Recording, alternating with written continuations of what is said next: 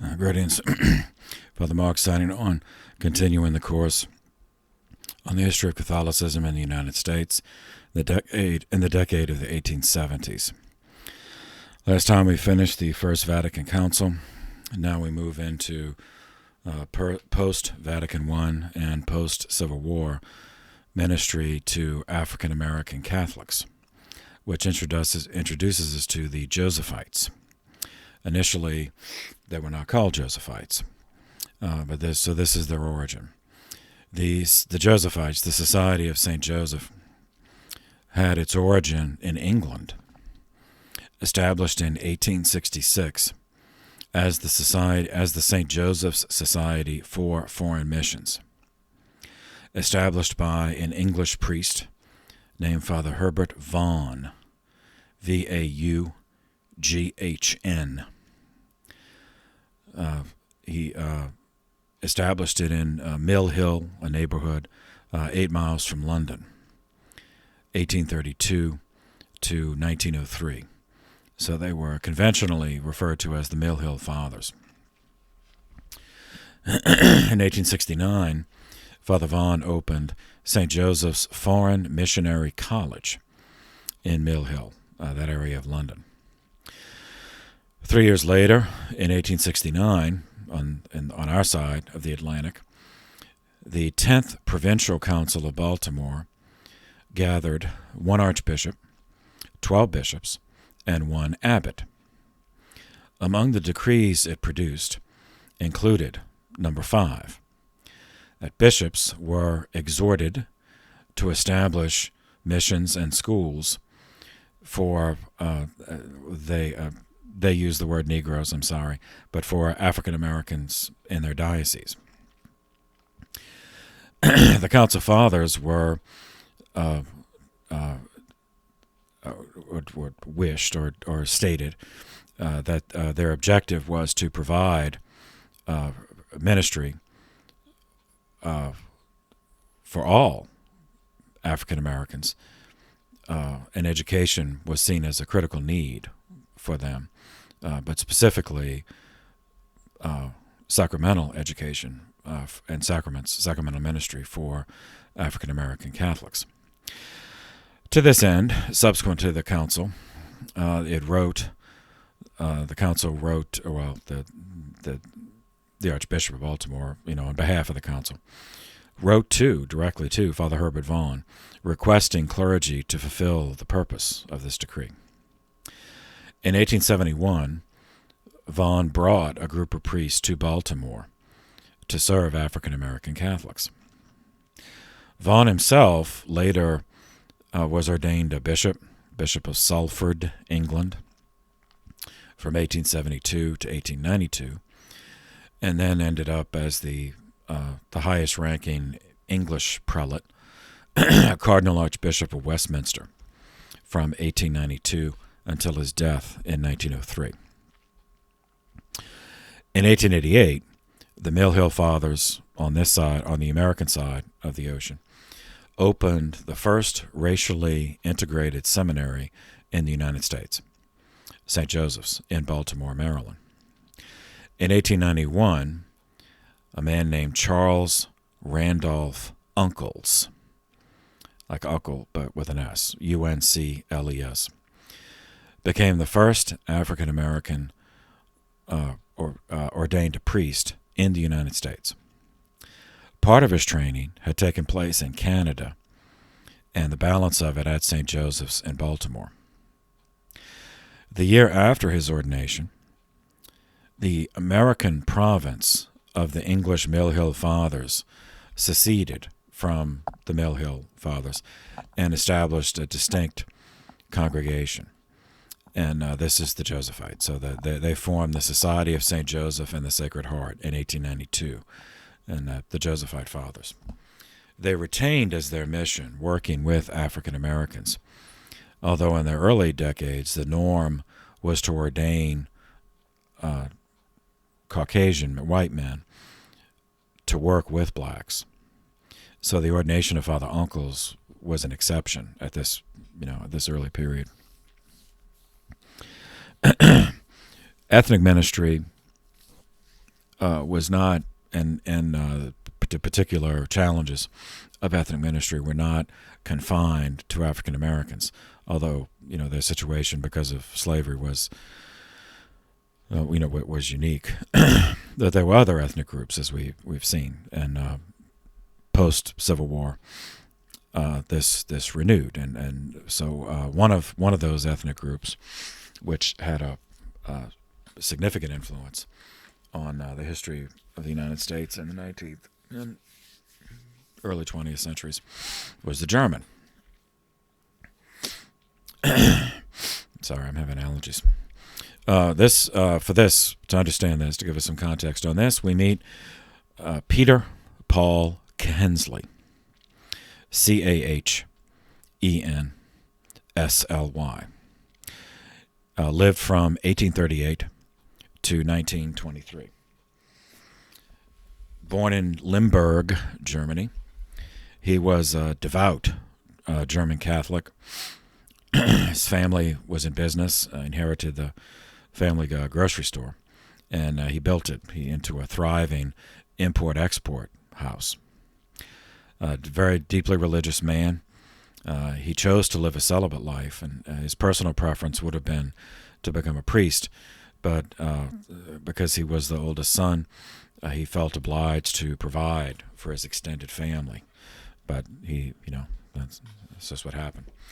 His import-export business brought Cahensley to the great commercial centers of the world, and at the ports, he was struck by the pitiful condition of immigrants who arrived, in many cases, without resources or connections, and were therefore easily victimized by criminals. Women, in particular, were vulnerable to kidnapping and forced prostitution. Cahensley was an active Catholic layman involved in a number of confraternities. In this capacity, he attended a convention of such Catholic societies in Dusseldorf in 1869 with a proposal to address the needs of immigrants. His plan was to apply the structure of an import-export business to protecting immigrants. He called it the St. Raphael's Verein in German, or St. Raphael's Society. It was a transatlantic immigrant assistance program. So functionally, the society would open offices in the great ports of the world, and it would take as its symbol a cross, a gold cross with an anchor, like it's an anchor, a gold anchor standing, but it'd be a cross and then that anchor at the bottom. And they would organize immigrant groups for transport. So, and then the groups would be escorted by society agents to, and then turned over to corresponding society agents in the port of landing. The society office in the destination country would provide temporary housing, would include a Catholic chapel, as well as reliable information and logistics on places to settle and means of getting there. In 1871, the St. Raphael Society began operations. During the 1870s, for reasons I'll explain in a minute, the Lutheran-dominated government of Germany began passing a series of anti-Catholic laws that drove many German Catholics to avail themselves of the services of the St. Raphael Society to flee the United States. The Germans who came over in the late 19th century were, in large part, farmers. So the society scoped out land for them to settle in Illinois, Wisconsin, Michigan, Missouri, and Ohio. The result was an immense increase in the German populations of those states, apparently overnight, from the perspective of people living there. Month by month, it would, like neighborhoods would, just appear. Bringing Germanic discipline with them and having persecution of the faith fresh in their minds, they immediately constructed Catholic churches with schools attached, and often had German priests with them who were emigrating to escape persecution themselves, for reasons, as we'll see, this particular late 19th century German persecution targeted clergy. As a result, the St. Raphael Society oversaw the creation of a multi-state ethnic colony of 3 million Germans in the north central United States in the decade of the 1870s. For his great service to the Church, Hensley received a papal knighthood, the Order of St. Gregory. Now, the reason so many German Catholics came to the United States in such a concentrated time frame requires us to examine the Kulturkampf. It became a model for secular Western governments that deified the law to attack the Church while pretending to advocate for equity, fairness, and justice for all.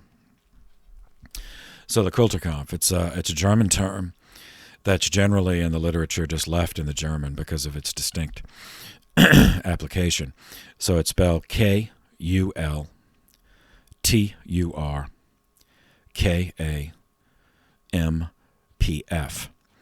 means struggle for civilization. As we've seen, the Church was under continuous attack throughout the 19th century. And, of course, such attacks never ceased. They were not unique to the 19th century. But satanic attacks against the Church take distinct forms in each time period. One characteristic form in the 19th century was anti-papal nationalism, which saw the existence of a multinational, international Catholic Church loyal to the Pope as a threat to national unity. So Catholics would have a prior loyalty to this foreign Italian prince rather than to their nation. We covered early 19th century versions of this in the School Issue and the Bible Wars.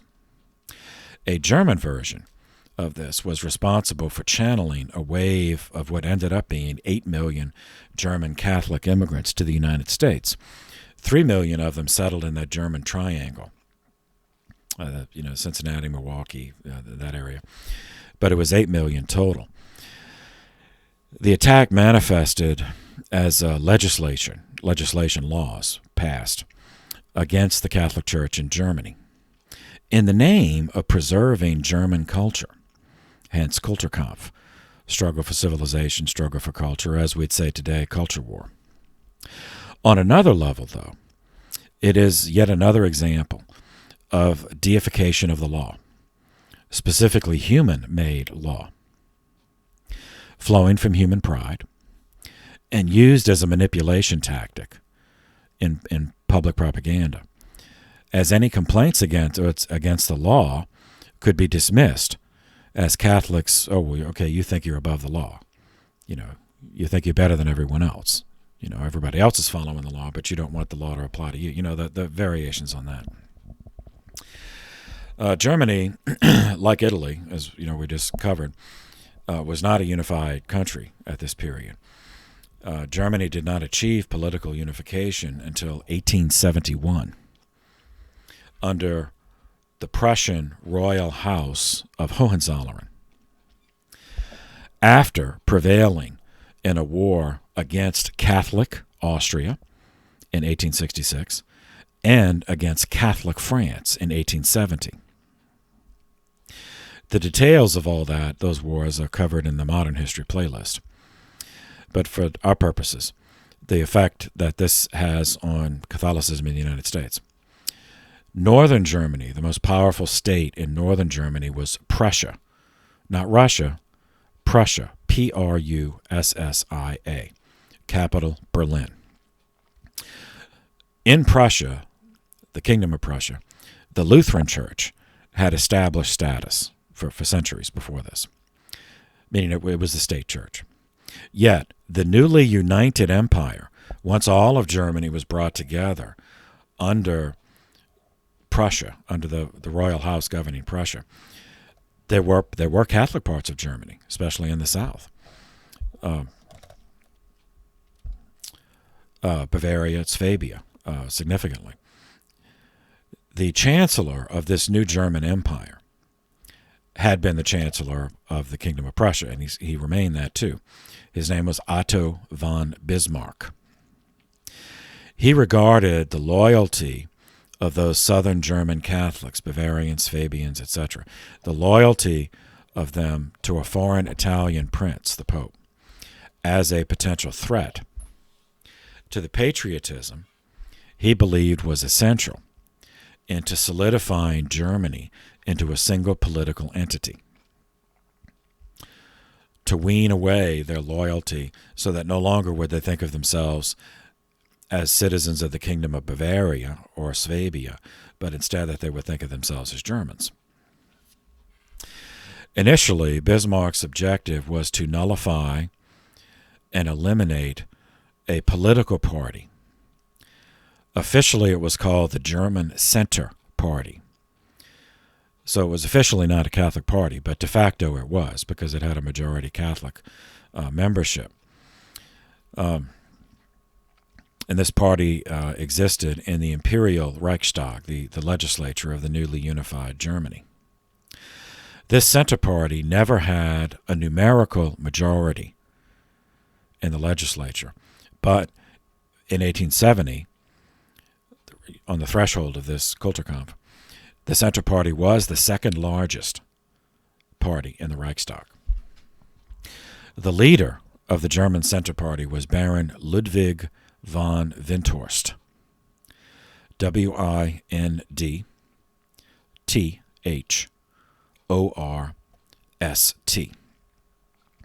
lived from 1812 to 1891.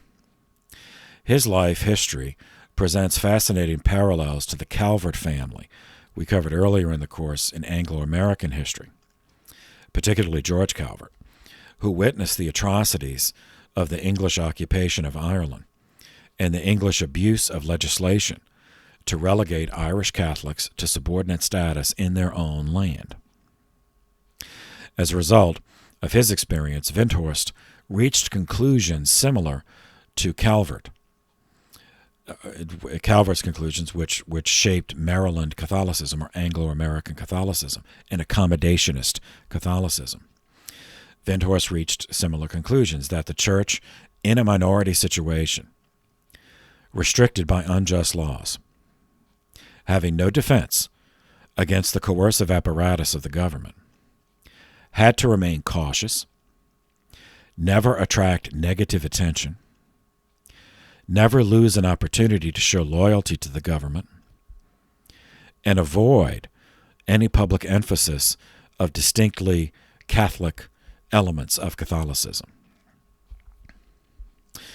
Windthorst was an aristocrat by birth. He was born in Kaldenhof Manor in the lands of the former Prince Bishopric of Osnabrück, born in 1812, at a time when Germany was a humiliated subordinate in Napoleon's empire.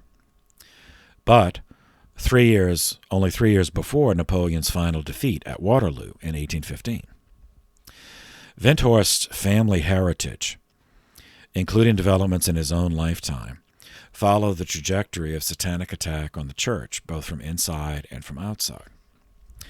The Diocese of Osnabrück brings us back to the second course, seminarians, that you had with me, the medieval course, because this diocese was established in the year 772 as a result of the cooperation between Charlemagne and the papacy.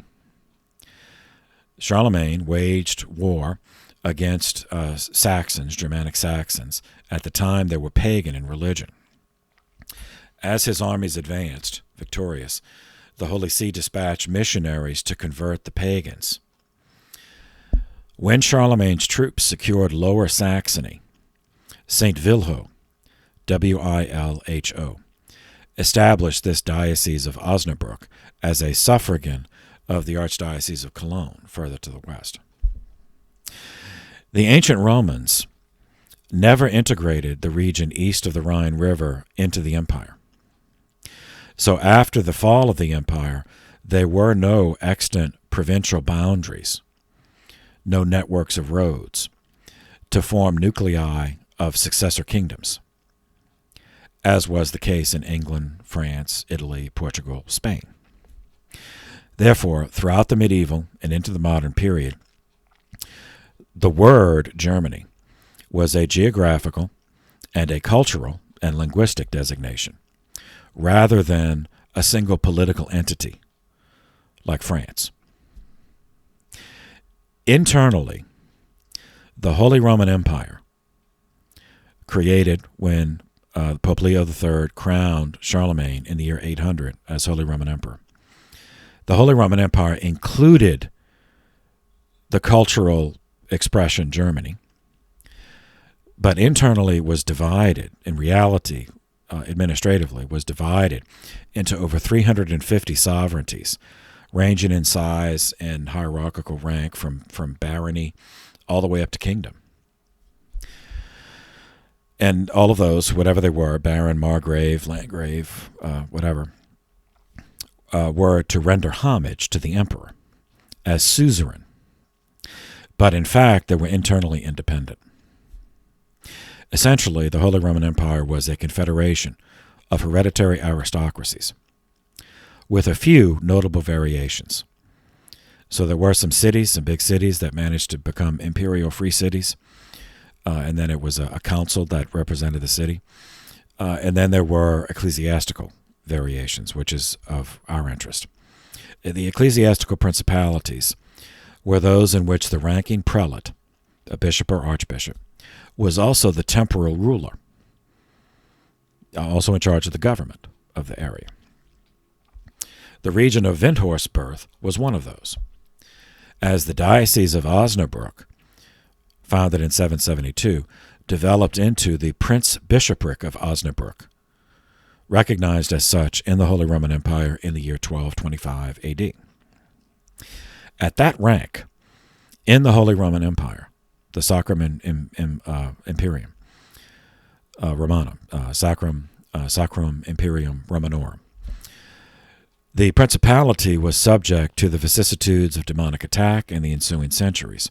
At times, it lost its territory and independence, as during the wars triggered by the Protestant movement. At other times, it retained its standing in the empire by invariably supporting the Holy Roman Empire in the form of a loose confederation of independent sovereignties. At times, the actual rulers of this ecclesiastical principality were Protestant. At other times, Catholic, subject to the vagaries of military necessity as well as dynastic intermarriages. That last, dynastic intermarriages, brings us back to England. Recall, last time we visited this was the Glorious Revolution, as the English called it, in 1688. James II, son of the executed Charles I of England, committed the unpardonable offense of converting to Catholicism prior to succeeding his older brother, Charles II, as monarch of England, a country in which the sovereign was head of the Protestant Anglican Church. James II inherits this, but he's already a Catholic. This led to his being deposed in the Glorious Revolution of 1688 and replaced by William and Mary, specifically William III and Mary II. William III was Dutch. He born in Holland, born 1650. In 1677, he married Mary, the eldest daughter of the guy who later became James II. At the time, he was James, Duke of York, the younger brother of Charles II of England. In 1685, James, Duke of York, his Catholic uncle and father-in-law, became King James II of England, Scotland, and Ireland. Supported by a group of influential British political and religious leaders, Mary, his wife, James's daughter, betrayed her father, and William betrayed his father-in-law by invading England and bringing about the bloodless revolution, which is why they call it the Glorious Revolution. And he reigned as William III and his wife as Queen Mary II. His wife, Mary II, died on December 28th, 1694, of smallpox. They had 4 children, but none of them survived to adulthood. William outlived her, and as part of the terms of his agreement, he remained as king regnant after her death, even though the Stuart line was, through her. In 1701, Parliament passed the Act of Settlement, stipulating that the crowns of England and Ireland could only be inherited by Protestants. This automatically deposed all the Catholic descendants of the executed King Charles I, leaving only Protestant Stuarts who could inherit, which included his Charles I Protestant granddaughter, Princess, later Queen Anne. William III continued to rule alone until he died of pneumonia the following year, March 8, 1702. And so according to the Act of Settlement of 1701, his late wife's younger sister, a younger daughter of James II, a granddaughter of Charles I, became Queen Anne. She was married to Prince George of Denmark since 1683. On May 1st, 1707, Parliament passed the Acts of Union, in which the previously distinct kingdoms of England and Scotland united in a single sovereign state of Great Britain, England, Scotland, and Ireland. She continued to reign as Queen of Great Britain and Ireland and until she died of a stroke. Queen Anne died of a stroke on August 1st, 1714. None of her 17 children survived to adulthood, and other eligible Stuarts from the House of Stuart, suffered from the unforgivable disability of Catholicism. So with the death of Queen Anne, the Stuart royal line came to an end. So she was followed by her second cousin, who became King George I, monarch of Great Britain, the first monarch of Great Britain from the House of Hanover, a German house. So herein, Ludwig Windthorst and his background re-enters the story, and we encounter and come to terms with the curiosity, the genuine curiosity of Germans becoming rulers of Great Britain without having defeated Great Britain in war. So it happened this way.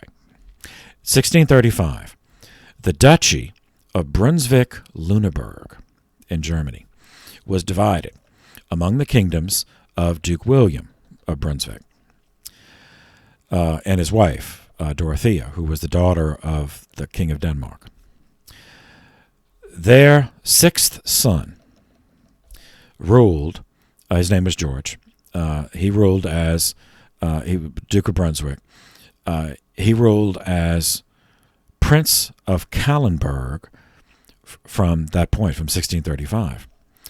He moved his residence to the town of Hanover in Lower Saxony, which is in northern Germany. Hence, the more conventional reference to his house, to his dynasty, as the House of Hanover, just because it's easier to say than the House of Brunswick-Luneburg. Officially, this was a cadet branch of the House of Welf, which we covered very early in the medieval course. The Guelphs, the Guelphs and the Ghibellines. So officially, this is the House of Brunswick and Luneburg, but conventionally the House of Hanover. So the House of Hanover that came to rule England. This is it. All right. Now, how does this connect with Windthorst? In 1617, Duke George of Brunswick-Luneburg, or Hanover, Duke George of Hanover, married Eleanor of the House of Hesse-Darmstadt, another German principality, and they had children. So Duke George was followed by a procession of sons. There were several of them. There's one, and then he died. His children, and that so it was one son after another, until the one that matters for our story was I think it was the fourth son, Ernest Augustus of Brunswick, Luneburg, or simply Hanover. In 1658, Ernest married into the Protestant branch of the Stuart family.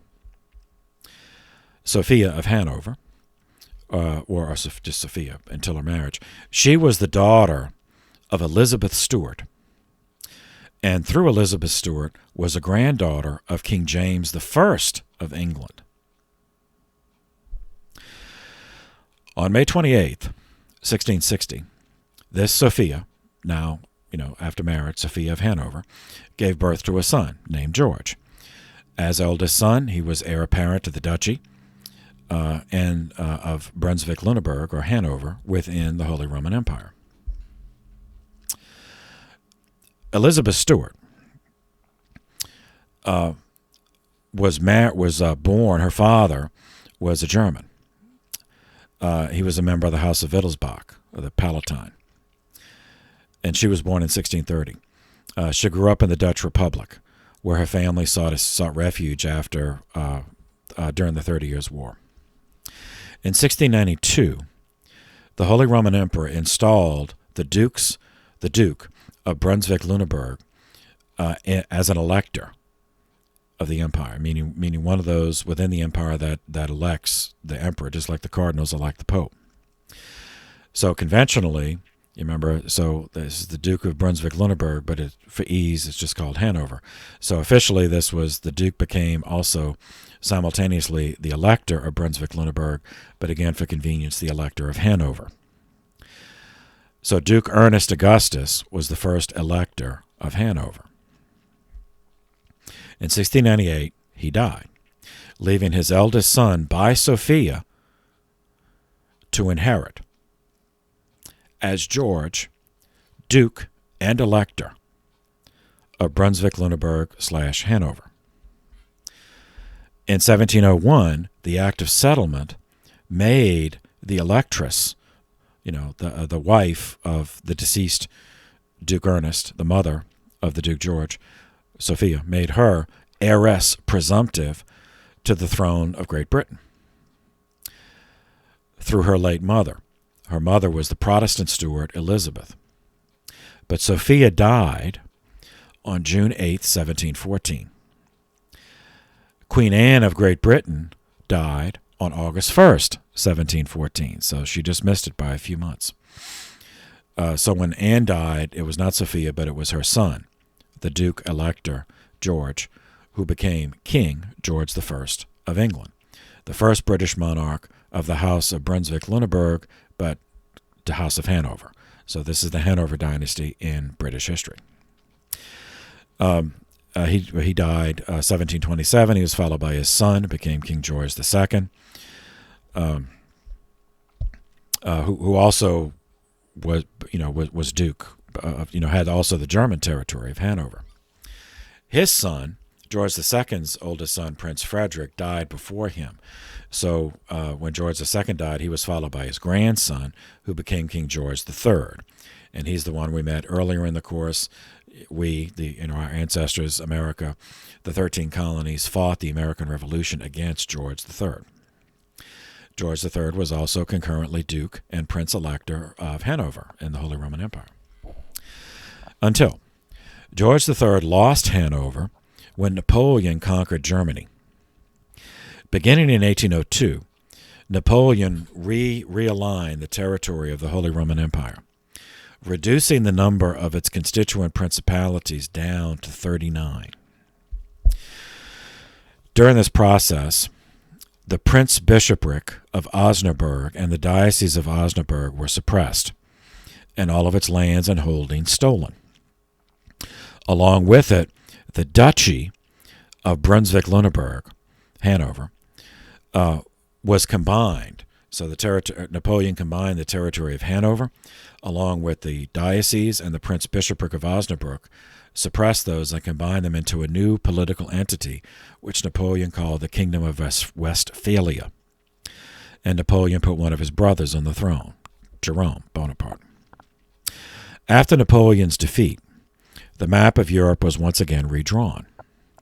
Neither the Prince-Bishopric of Osnabrück nor the ducal electorate of Brunswick were revived. They remained attached to Hanover.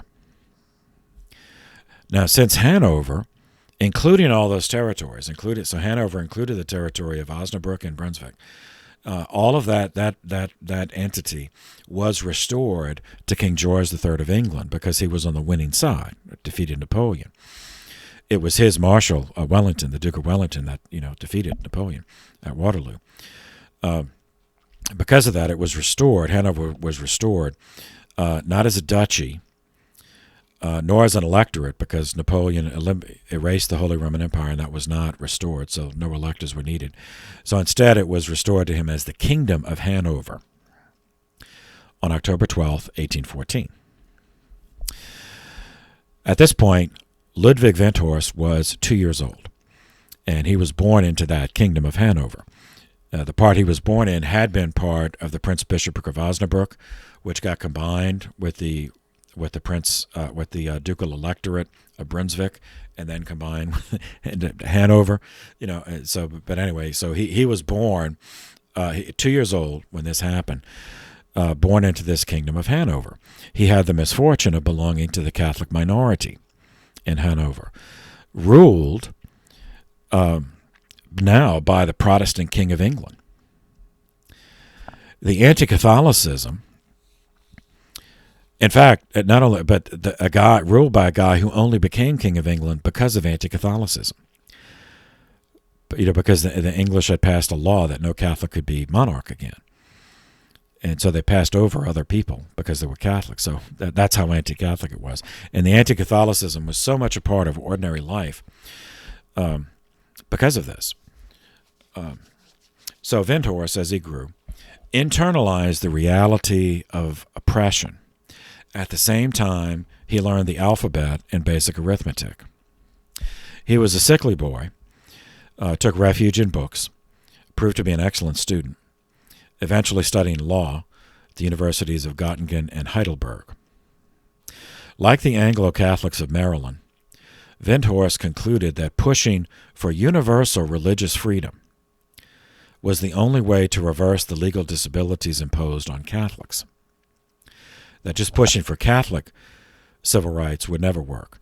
But there were other minorities, religious minorities, ethnic minorities in Germany that were also that also had legal disabilities imposed on them. So by pushing for universal religious freedom, you could form an alliance with those, make their numbers bigger, never become a majority, but enough to bargain. However, this approach was condemned by Pope Gregory XVI in 1832 as part of the general papal disavowal of liberal Catholicism. Yet Windthorst still entered politics and pursued the strategy nevertheless. In 1842, he became president of the Catholic State Board of Hanover for churches and schools. In this office, Windthorst gained a knowledge of the great difficulties existing in Germany between nearly all the governments of Germany and their Catholic subjects. In 1848 and 49, during the year of European revolutions, he remained loyal to the monarchy and supported Hanoverian independence rather than incorporation into Greater Germany. This earned him a position in the Parliament of the Kingdom of Hanover. As the monarchy did prevail, it did put down the revolution, and he was rewarded for his loyalty. Such was his skill and the degree of his reputation that he served as the first and the only Catholic president of the Parliament of Hanover.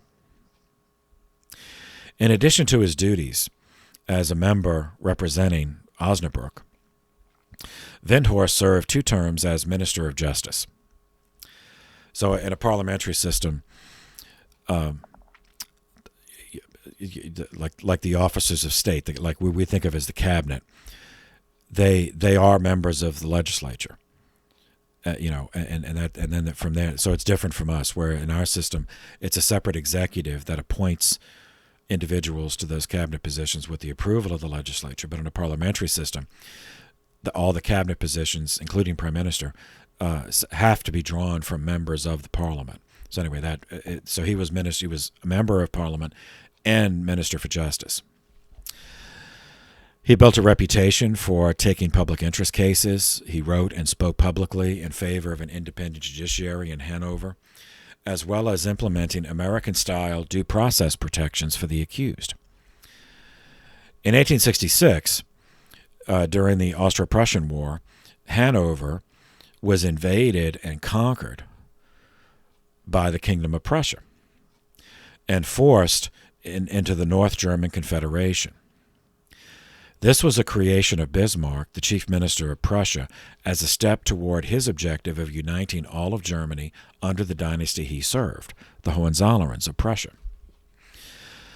Adapting, yet again, to the circumstances, Windthorst won a seat. He ran for and won a seat representing Hanover in the new Reichstag of that North German Confederation. Initially, he had no political party. He was independent. But he quickly perceived the national situation as he met with these people from other conquered parts of Germany that were forced into this confederation. In the national situation, the National Liberal Party was populated and controlled by secular atheists who were, for the most part, anti-monarchist, anti-military, and anti-religious, not just anti-Catholic, but just anti-all religion. When unification was completed in 1870 and the rest of Germany was absorbed, now not into a confederation but into an empire, this included the southern German provinces. And after that, their representatives, which was the Catholic, the majority province, the Catholic provinces, Bavaria, Swabia, and others, arrived. They sent members into the new Imperial Reichstag, and Windthorst was already there and had 4 years of experience in it. He became a mentor to them, crafting a strategy which united the minorities in the legislature into a voting bloc that could turn close votes in whatever direction they wanted. So that's the Center Party. That's the creation of the German Center Party. The majority of its members were Catholic, but it was not officially, it was not the Catholic Party by name, but it actually was, de facto. Its members consistently voted in favor of civil liberties for all, always pro-monarchy and pro-military to prove their patriotism. Yet, in the newly unified Germany, multiple political parties regarded any Catholic voice in public policy to be a threat. The Lutheran establishment, Prussian nationalist, atheist seculars. Such groups would always oppose the church, but in the 19th century context added elements. In 1832, Pope Gregory XVI condemned liberal Catholicism, as we saw in Mirare Vos, including condemning the liberal ideals of freedom of speech. At least there were 19th century liberal ideals, freedom of speech, freedom of religion, freedom of the press.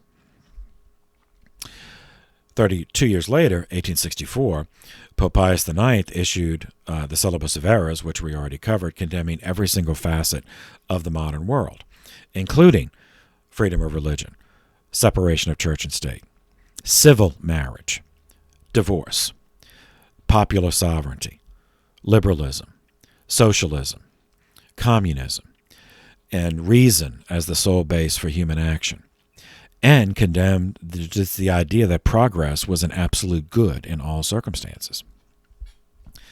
Secular liberals and nationalists interpreted these declarations as proof of the old Protestant accusation that Catholics were incapable of authentic patriotism because their prior allegiance to a foreign prince, the Italian Pope, would always supersede loyalty to their nation. One example of such an attitude from the Anglosphere, the English-speaking world, took place between the British Prime Minister William Gladstone and a famous convert, another Oxford convert, Cardinal John Henry Newman, now Saint Newman, John Henry Newman. Following the declaration of papal infallibility at the First Vatican Council. In 1874, Gladstone published a pamphlet titled The Vatican Decrees in Their Bearing on Civil Allegiance, a Political Expostulation, published in 1874. In it, he argued that papal infallibility was a declaration of war against modern thought, since faith and morals touch on every part of human life, and thus infallibility would be as wide as it might please the Pope. So, that saying it was confined to faith and morals, which Vatican I did, in Gladstone's analysis, faith and morals is so broad that it would allow the Pope to claim scope to pronounce on anything. The following year, Gladstone published another pamphlet titled Vaticanism, an Answer to Reproofs and Replies, 1875, in which he declared that the claims of papal infallibility were such as to place the civil allegiance of citizens in all countries at his mercy, meaning Anglo-Catholics, English Catholics, would be loyal first to the Pope and only secondly to the King. Cardinal Newman replied in the same year, 1875, in a letter addressed to His Grace, the Duke of Norfolk, on occasion of Mr. Gladstone's recent expostulation, clarifying that to the allegation stating that to Gladstone's allegations, Newman replied that conscience is first. The papal pronouncements are afterward, and that's page 55.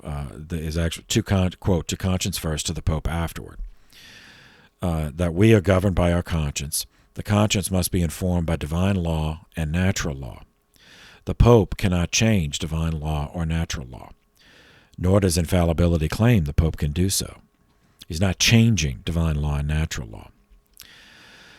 Therefore, the Pope, Newman's conclusion is that the Pope can do nothing to control or to command control over lives in the way that Gladstone described. So Newman concluded, and he was English himself, Newman concluded, quote, there is no inconsistency in my being at once a good Catholic and a good Englishman. That's page 5. Okay, at the time of German unification, the Kingdom of Prussia was internally riven between traditionalists, who regarded the established status of the Lutheran Church as essential, against secular liberals who despised all religion and therefore wanted complete separation of church and state as existed in the United States. Unification of Germany brought this set of conflicts into a new national arena, with all the other German states having their own versions of these conflicts, including the Catholic states. Now, though Prussia's were the most significant historically, since the other states were incorporated as subordinates to Prussia in this new German Empire, the Second Reich, as it was. The First Reich was Charlemagne's Reich, and the Third Reich, of course, was the Nazis. So this is the Second Reich. For our purposes, some other German states had already enacted anti-Catholic policies, including the usual theft of church property, depriving Catholics of civil rights. This occurred even in predominantly Catholic German states like Baden, which did it in 1852, Württemberg in 1859, even Bavaria in 1867. And, of course, it occurred in other Lutheran majority states like Prussia and Hesse-Nassau and Hesse-Darmstadt in 1859. But fast forwarding, at unification, 1871, the Second Reich, the German Empire, consisted of 25.5 million Protestants and 15 million Catholics. So 62% Protestant, 36% Catholic. Although an aggregate numerical minority in the empire, Catholics were a numerical majority in some of the newly absorbed states, such as Bavaria, Baden, Alsace-Lorraine, West Prussia, Posen, Rhineland, Westphalia, Upper Silesia. Since the 30 Years' War, the population was generally segregated along religious lines. And rural towns, is particularly, would generally overwhelmingly be one religion, like you'd have a Catholic town and a Protestant town. Education was also separate and usually in the hands of the church, though many Catholic schools, of course, had already been stolen. In August of 1871, at Bad Ems, E-M-S, Bad just means a spa, so he was at a spa in Ems. Bismarck revealed his intention to fight against the Center Party, the Catholic Party, to separate state and church, to transfer school inspection to the government, to abolish religious instruction from schools, and to transfer religious affairs and put it under what we would call a cabinet office, like create a cabinet position to manage that.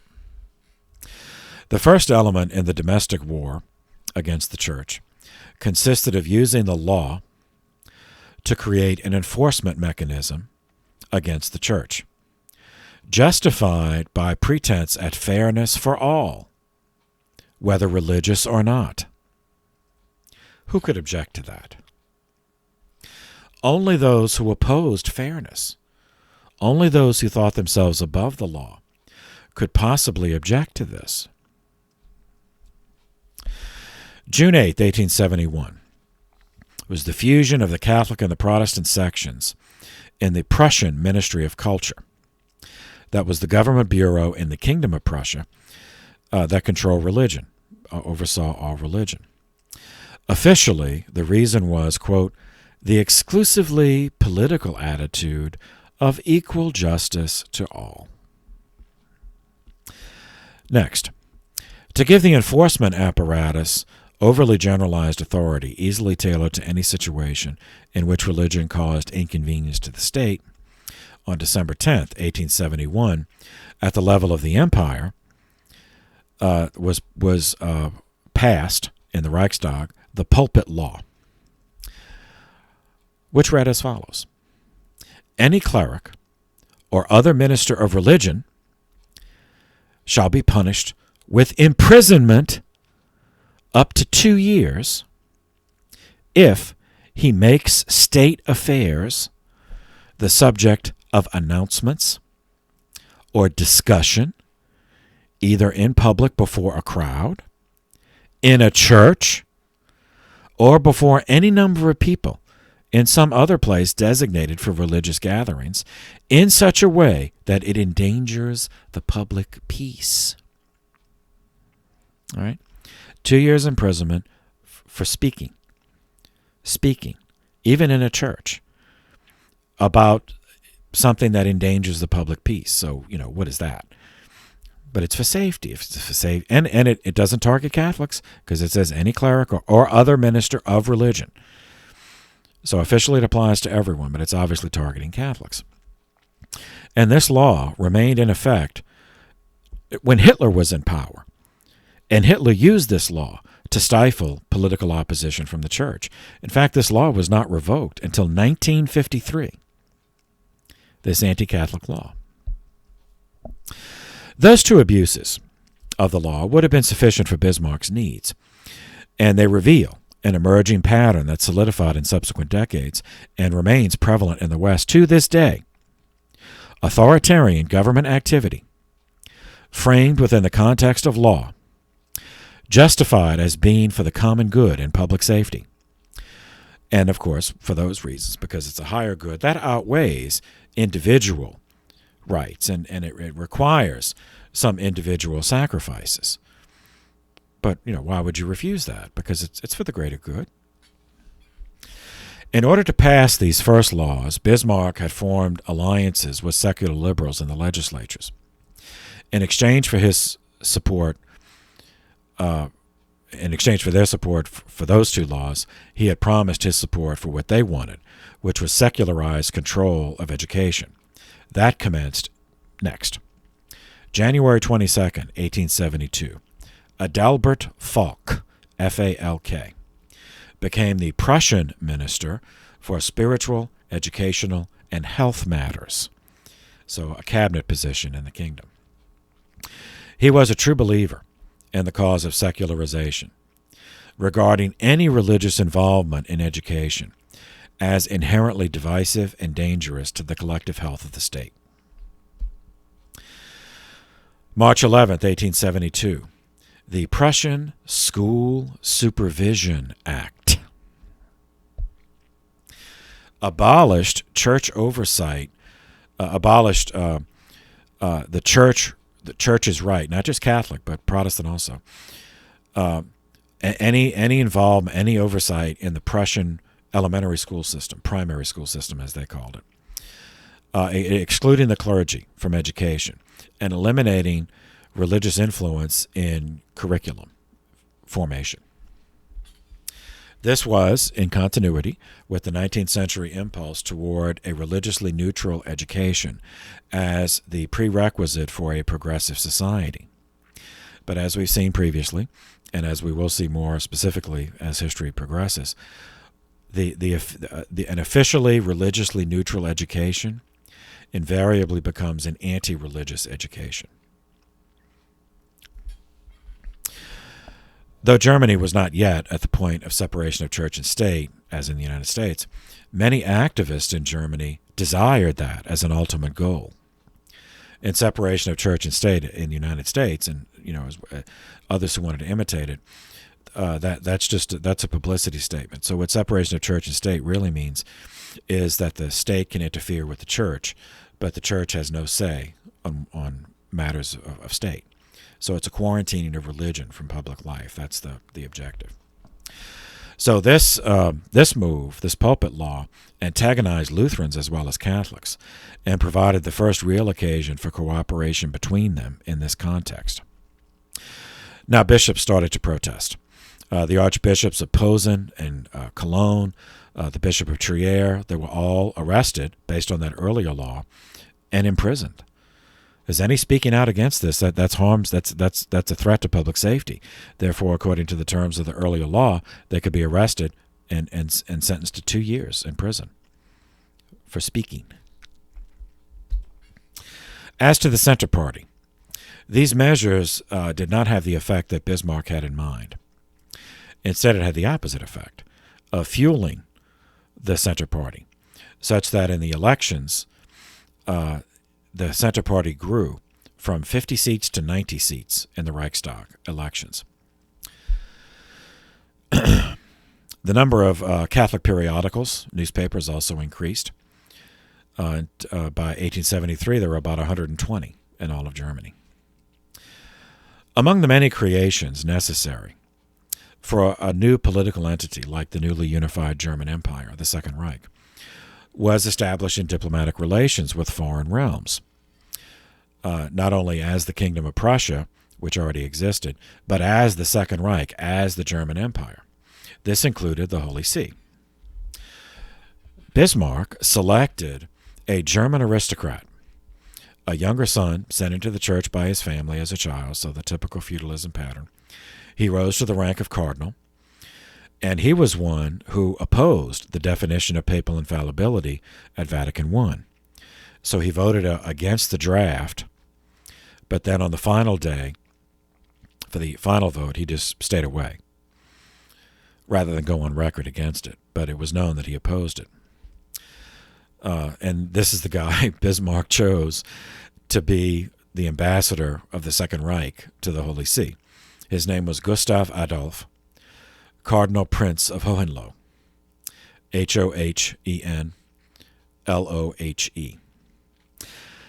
The Vatican naturally refused to accept him as ambassador because he was regarded, correctly, as being unreliable. And Bismarck knew this. He picked someone he knew that the Vatican would reject. But Bismarck used this as an excuse to sever diplomatic relations with the Holy See, which is what he wanted to do anyway, but previously had no political cover to justify it in the eyes of German Catholics. And now the Pope fell into the trap. After that refusal, the Holy See could be characterized by Bismarck's allies in the press, his allies both secular as well as nationalist, as being inimical, as being an enemy to the new German Empire. This gave the control apparatus created already by those earlier laws another avenue for investigation into religious schools to ensure that they were not misinforming children, especially Catholic schools, as the Catholic Pope had just deemed Germany unworthy of diplomatic representation at the Holy See. See, that's how this is presented in the papers, and people, the average person, doesn't know the whole backstory. They don't know why the Pope refused this guy. All they saw is, okay, this guy's a German aristocrat. He's a cardinal. He's that. Why would the Pope refuse to seat this guy? Bismarck provided him an answer. July 4th, 1872, at the level of the Empire, the Reichstag, the Jesuit law was passed, as it was called, although it extended to all teaching congregations. The Redemptorists, the Vincentians, the Holy Ghost Fathers, and the Sisters of the Sacred Heart, the Ladies of the Sacred Heart. According to the terms of the law, those judged as, quote, emissaries of Rome, which, now by that point had no diplomatic relations with the German Empire, that were dissolved.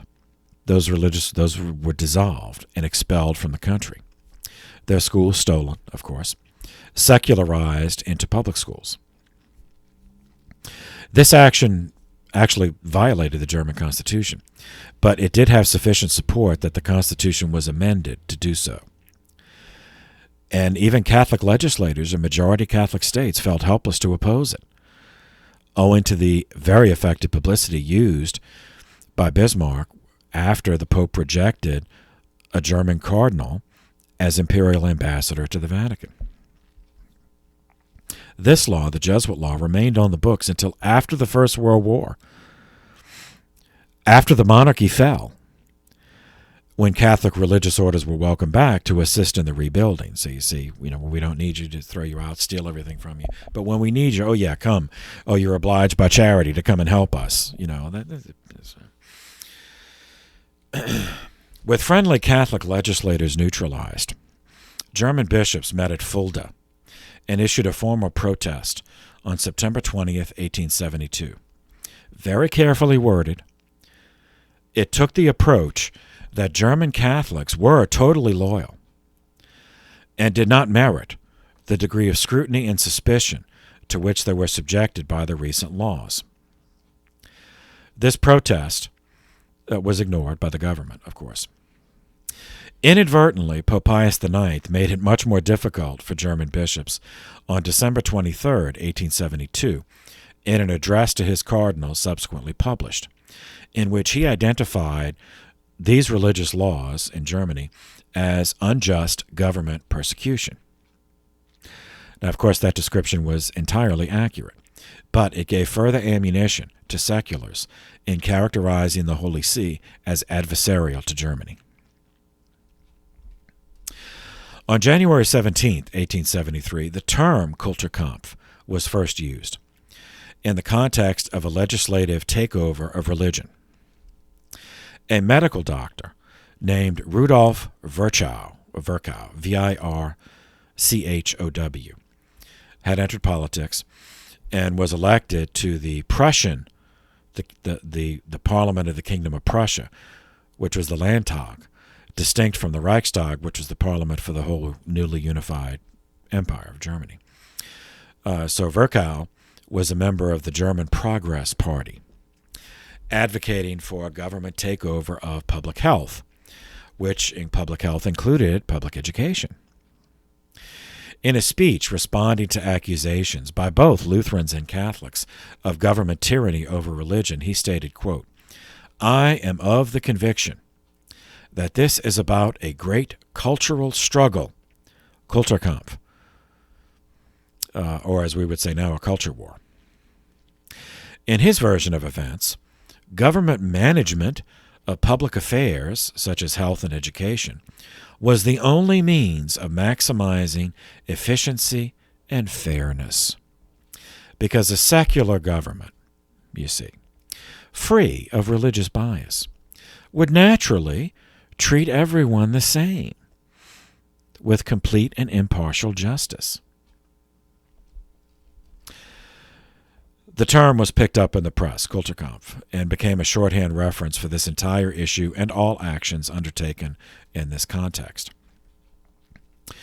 On April 5th, 1873, in Prussia, they actually amended their constitution, sections 15, 16, and 18. Section 15, quote,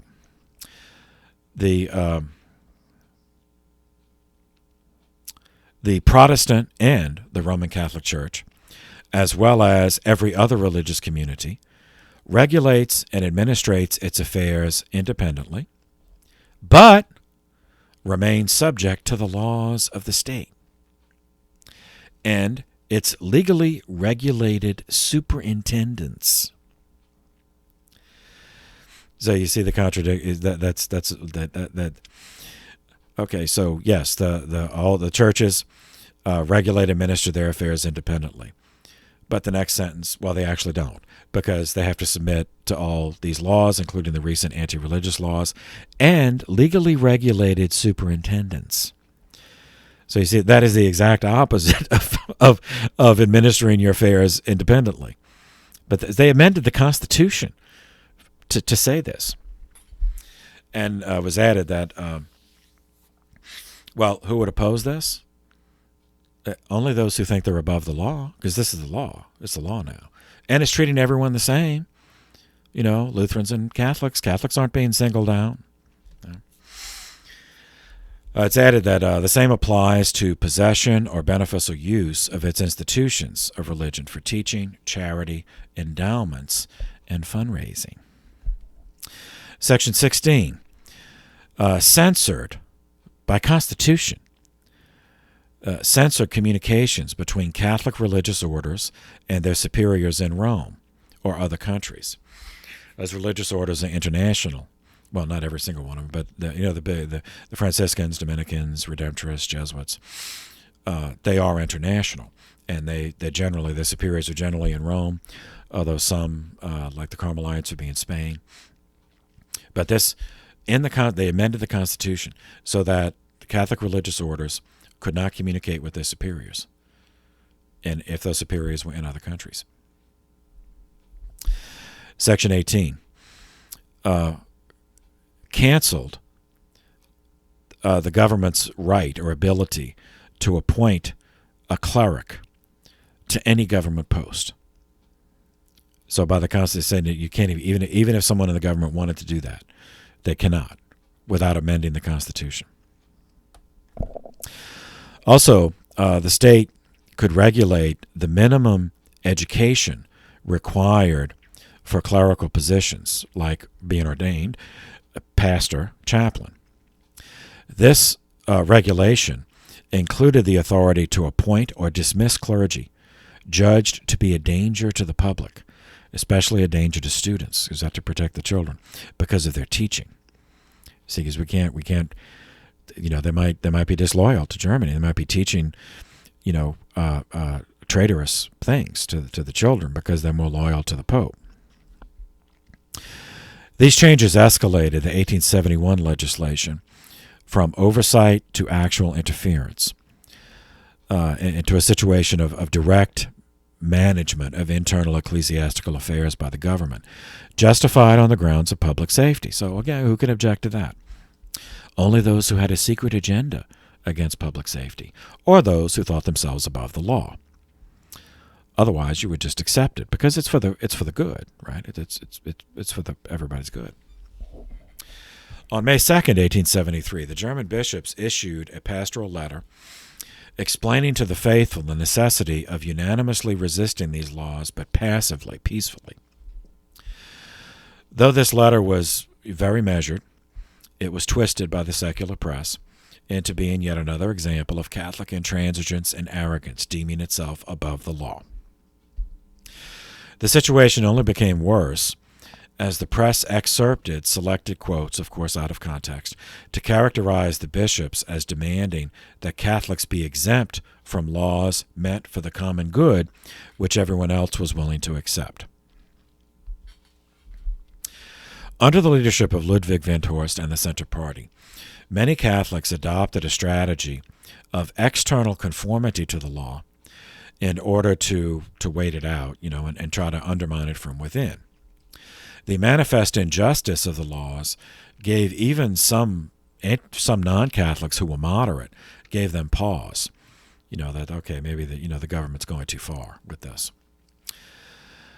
As a result, the Center Party doubled its popular vote in the elections of 1874, becoming the second largest party in the Reichstag, which is the national parliament, the imperial parliament. Nevertheless, the persecution continued, because it was not the majority party, so the majority could still get their votes through. Following that earlier law about the 2 years imprisonment, Prussian authorities arrested and imprisoned 185 priests, and 2 years confinement for speech, for wrong speech. Hundreds of others went into exile, including to the United States. And many lay people went with him. So this, connecting to the Cahensley thing about using the services of the St. Raphael Society and, moving large groups and settling as groups in areas like Cincinnati, Milwaukee, in the German Triangle. Among the imprisoned was the ranking prelate of Poland, Archbishop Liederkowski, and other bishops, as we'll see. And many Catholic priests who remained went into hiding, essentially, and had to perform sacraments secretly in people's houses or in barns, or just under trees somewhere. Still, it was not done. May 11th through 14th, 1873, the Falk Laws, F-A-L-K, named after Adalbert Falk. They're also called the May Laws. First, a law on religious disaffiliation allowed a person to sever his or her connection with a church by simple declaration before a justice of the peace. Significant in that context because since the Augsburg Confession of the 16th century, the religion of a German state was the religion of its ruler. But all had to declare, everyone, all the people had to declare their religious affiliation and pay tithes to support their church. This declaration allowed anyone to become officially secular for the first time and therefore pay no taxes to support any church. Second, law on ecclesiastical disciplinary measures forbade the church from excommunicating any German by name. Third, ecclesiastical disciplinary law established the Royal Court of Justice for ecclesiastical affairs. In practical terms, by this act, by this third of the May Laws, the government disbanded all diocesan tribunals and arrogated what they had done to this special royal court for justice in ecclesiastical affairs. And this royal court would render judgments on these matters, such as annulments, which normally came to diocesan tribunals. This also outlawed church enforcement of any ecclesiastical discipline from Rome against any German citizen, such as if the Pope excommunicated a German, whether clerical or lay. The previous law forbade any German bishop to excommunicate any German person. So now this one interferes on a higher level. Bishops in defiance of this law, meaning bishops who maintained their own tribunals or who attempted to enforce papal decisions, could be deposed by the state, removed from their position. Fourth, education standards and civic registry law concerned the education and appointment of priests. Regarding the Protestant Church, these regulations had already been enforced for a long time, because Protestants has a subordination as the ecclesiology, and the Lutheran Church was the state church. But this expanded it and applied it to Catholics. So all men intended for priesthood now had to have a graduate degree from a German school and study 3 years of theology at a German university, not confined to seminary, and pass an examination from the state before advancing to holy orders. This gave the government control over textbooks and the curriculum of priestly formation, of seminaries. Now, of course, this was solely to ensure that those with a public venue to preach were well educated. Now, who could object to that? What's wrong with that? Only a church that did not care about the quality of preaching, or a church which thought itself better than other churches, would refuse this. Because it's for the good of everyone. So why would the church obstruct this? See, that's how the propaganda works.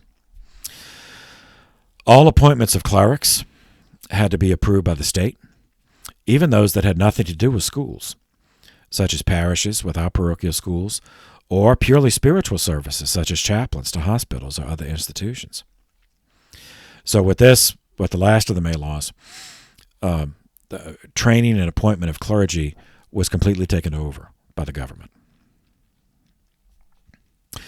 May 26, 1873, the German bishops issued another pastoral letter calling on the faithful to resist these new laws, and they informed the Prussian government that they would not cooperate in the execution of these laws. At this point, the arrest escalated, making use of the earlier law about 2 years imprisonment for defying clergy for speech crime.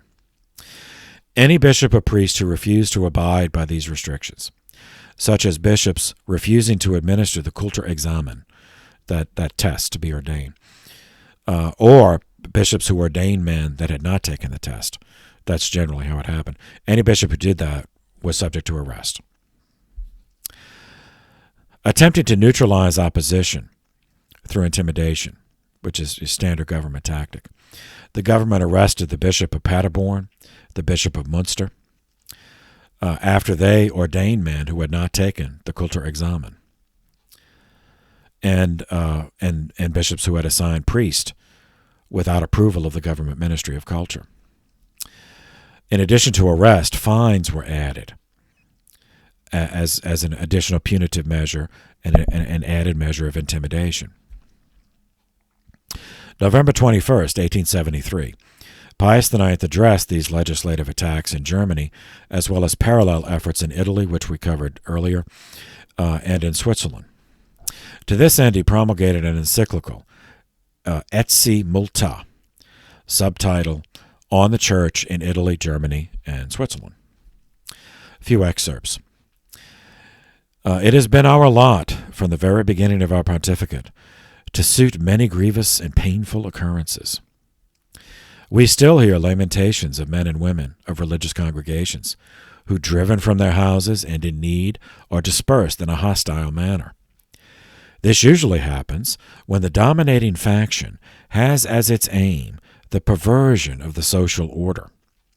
As the great St. Anthony, on the testimony of Athanasius, says, the devil hates all Christians, but cannot tolerate in any way upright monks and virgins of Christ.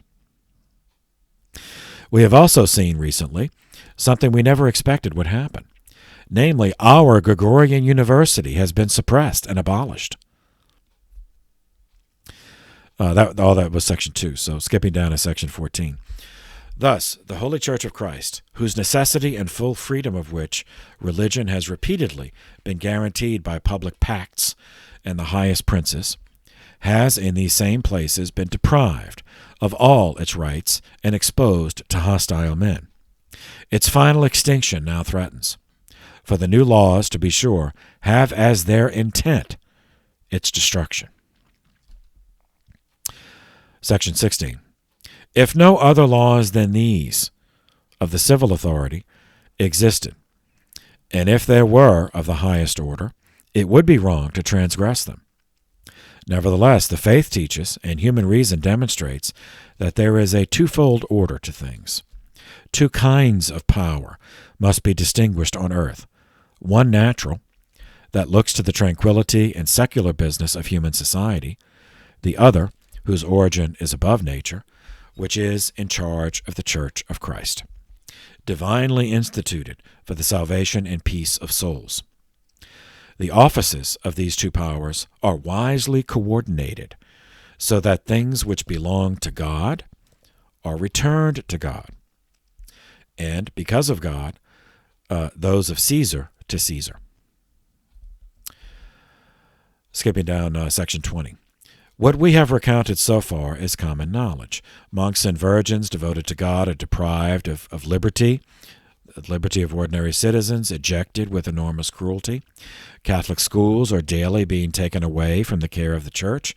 Sodalities for pious works and even seminaries are dissolved. Curates are withdrawn from their parishes.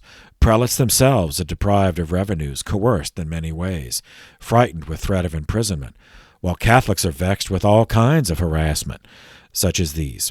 How can we possibly acquiesce to what is suggested and not invoke the religion of Jesus Christ and the truth? Section 28. Some of you may, perchance, wonder that the war against the Catholic Church extends so widely. Indeed, each of you knows well the nature, zeal, and intention of sects, whether called Masonic or some other name. When he compares them with the nature, purpose, and amplitude of the conflict waged nearly everywhere against the Church, he cannot doubt but that the present calamity must be attributed to their deceits and machinations for the most part. For from these synagogues of Satan is formed, which draws upon its forces, advances its standards, and joins battle against the Church of Christ. And then section 30, he mentions Masonic groups in Europe as well as in America and other regions of the world. So this was November 21st, 1873. Naturally, the secular press twisted this in the same ways it had earlier pronouncements. March 9th, 1874, the Prussian Civil Registry Law, which took from the Church and gave exclusively to the government authority to register and keep vital statistics: birth, marriage, death. The same law was passed for the whole empire on February 6, 1875. This was a means of eliminating contact with the Church at key moments in life, as well as excluding the Church from its centuries-old service of providing public record-keeping. This civil marriage law removed from priests the right of presiding at the sacrament of marriage that would be recognized by the state. So that by this, the state, the government would only recognize civil marriages. That religious marriage had no legal valence, and priests could not, and a marriage performed by a priest would not be recognized in law. So from this point on, if a German Catholic couple wanted to get married, they had to get married civilly first, and only then, if they chose, would then they go to a religious ceremony. And this law remains in effect today. Whereas in the United States, when I was ordained, I registered with the state. So if I perform a marriage in Louisiana, at least, because states do that, then it's recognized as law. It's legal. And if I go to another state, every state has different laws. So if I did a marriage, once for a friend of mine in California. So I had to apply there. Now it turns out that at the time, they recognized that if I demonstrated that I had the right in my state, then they just accepted that. But I did another one in Mississippi, and this was years ago, so I don't know what it is now, but checked at the time, and then I had to register. So I had contact my diocese, tell them, and my diocese contacted the diocese there, and that diocese applied on my behalf to their state. So and it goes like that. But that's not after this registry law in 1874. A marriage by a priest has no legal valence. May 4th, 1874, at the level of the empire, expatriation law. Priests and bishops who were reaching the end of their 2-year prison sentences for speech crime, and had no intention of obeying the laws for which they had been incarcerated. So this law was passed to stipulate that after their 2-year imprisonment, if they violated any of these laws again, then they could be banished to another part of the empire. And if they, upon a third offense, they could be stripped of their citizenship and banished from Germany. So again, this is another motive. Many just went to the United States. They just came over, and many lay Catholics went with them. Millions, literally millions. May 20th, 1874, in Prussia, Prussian law on the administration of vacant bishoprics or dioceses. Dioceses left vacant because the bishop was imprisoned or due to death and the refusal of the church to follow the government procedure in filling the position. Then the property of the diocese would be managed by a state-appointed superintendent, characterized as an impartial fiduciary of lands and funds donated by Germans over the generations to the church. So the government wants to make sure that those are protected, that some unscrupulous person will not come in and misuse those assets. So who could object to that? It's because they want to help. You see, the government. So if your bishop defied the law, got imprisoned for 2 years, then while he's in prison, we don't want someone, dissipating the resources donated by Germans to the church. So the government will send in someone, and he will administer the diocese. What's wrong with that? So, July 13th. 1874. Bismarck was traveling in Bavaria, the South German state with a majority Catholic population. In the town of Kissingen, a mentally disturbed individual named Edward Kuhlmann attempted to assassinate Bismarck with a pistol, but only hit his hand. Kuhlmann cited church condemnation of the Kulturkampf as the reason for his attempt, that he was defending the church. He was sentenced to 14 years of hard labor. Now, though the church had absolutely nothing to do with this, secular anti-Catholic newspapers easily used it to support the narrative that the church was disloyal, unreliable, and dangerous. February 5th, 1875, Pope Pius IX promulgated another encyclical, Quod Numquam, subtitle, On the Church in Prussia. It's the Kingdom of Prussia, northern Germany. And here he mentions specifically the bishops that were imprisoned unjustly, the bishops of Gneisenau, the bishop of Poznan, the bishop of Paderborn, and others who were imprisoned. And then section 6, that this thing happened, which is unworthy of an illustrious nation. And we believe that it will be seen so by the non-Catholics themselves. These peaceful and unarmed citizens turned away from these laws because of the dictates of their conscience. The legislators should never ignore or despise the leading of conscience. But they certainly have done so by enacting laws which place the people in a position in which they are miserable and afflicted. The power of the law is stronger than the people, and they cannot avert it. Therefore, those laws do not seem to be announced to free citizens in order to request reasonable obedience. On the contrary, they have been imposed as if on slaves, so that they may extort forced obedience through fear. Section 6. No need to repeat how this was twisted by the anti-Catholic press. But we must remember, the government, it's not just the press, who makes fun of this kind of stuff. The government retaliates. So from this point on, after Quod Nunquam, silence was no longer acceptable. April 22nd, 1875, in the Landtag, which is the Kingdom of Prussia, to whom that was addressed, it's the Parliament in the Kingdom of Prussia, a law was passed requiring all Catholic bishops and priests to sign a declaration of adherence to these laws, to the new cultural religious laws. Or, if they refused to sign, they would automatically be deemed in violation of the law, even if no overt act against the law was committed.